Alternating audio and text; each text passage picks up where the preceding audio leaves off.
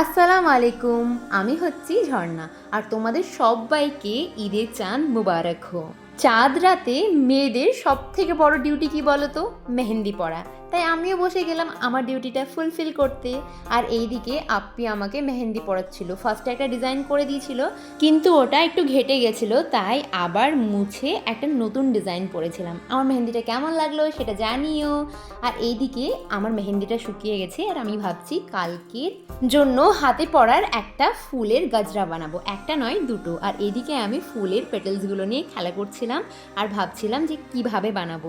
তারপর বসে গেলাম আমার জন্য ফুলের গাজরা বানাতে। ফার্স্টে পেটেলসগুলো একের পর এক সাজিয়ে সুন্দরভাবে গেঁথে নিলাম আর রেডি আমাদের ফুলের গাজরা।